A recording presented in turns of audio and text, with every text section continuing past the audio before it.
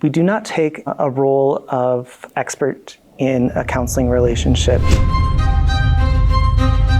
Counselors really focus on the relationship and training to understand clients' experiences in the world and letting them guide the treatment. Hello, I'm Dr. Ty Titman-Jones. I am a licensed professional counselor and a licensed creative arts therapist and a board-certified dance movement therapist. I am an assistant professor here at the University of Wyoming Counselor Education and Supervision program. I have a doctorate in counselor education and supervision. I'm actually a graduate of the program.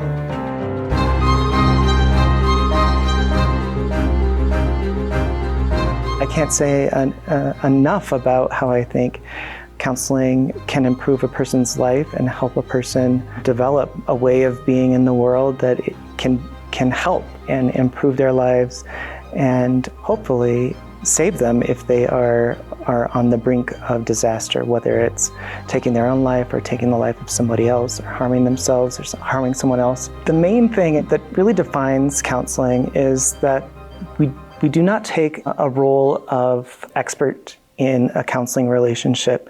Sometimes we have to.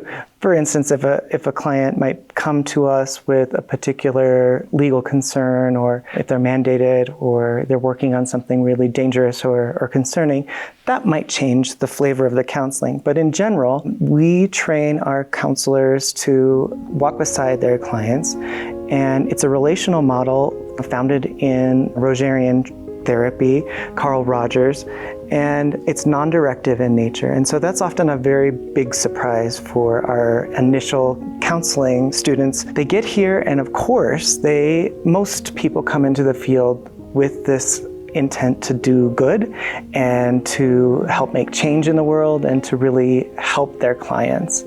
And so it's often quite surprising that it is much less directive and much less about skills of interventions or something like that, a particular model that a clinician is using. That isn't to say, of course, that we aren't capable and able to integrate all of the various techniques and models out there, CBT, DBT, that's cognitive behavioral therapy or dialectic behavioral therapy, all of the modern approaches and even some of the classic approaches that are out there, we expose our students to, and they come away with a really rounded out experience and ability to work with the general population. Counselors really focus on the relationship and training to understand clients' experiences in the world and letting them guide the treatment. One of the things that Rogers believed was that innately, each one of us has the power to heal and to be whole in our own lives, and that we have the needed ingredients, basically, to create that self that we need and want to become. And oftentimes there are conflicts, whether it's childhood conflicts and trauma that happen, whether it's environmental hurdles or barriers that people experience due to oppression or poverty or what have you, or even if it is a unique kind of circumstantial problem, a marriage that's on the rocks, or if there are difficulties at work. The point here is that the counselor would not take the expert role and say, oh, I know exactly how to fix that problem. Instead, we would turn that coin over and know that together, but innately within the client, they have the power to figure this out and to manage their own lives and be a whole person and really develop self-actualization for themselves.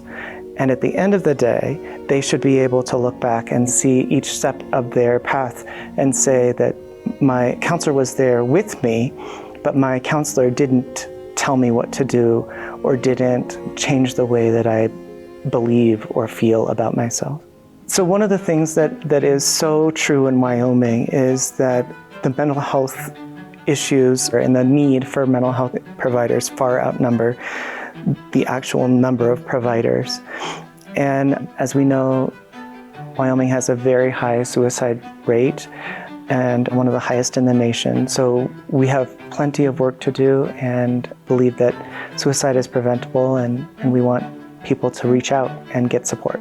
One of the things that defines our program is that we are working towards graduating generalists out in the field that have a multitude of skills and abilities to be able to meet, if they are working in the largest city, Casper, that they could meet with any number of urban folks there, versus if they're working in Tensley, Wyoming, which the population is just a few hundred people, that counselor would be able to work there too. And this is so critically important as society has developed and as we learn more about the human mind, and particularly with the modern concerns that families have and that individuals have. People find that they need much more support and they need much more opportunity to develop skills and to create plans of wellness around all of the troubles and the challenges that they have, whether it's work, whether it's family, whether it's school,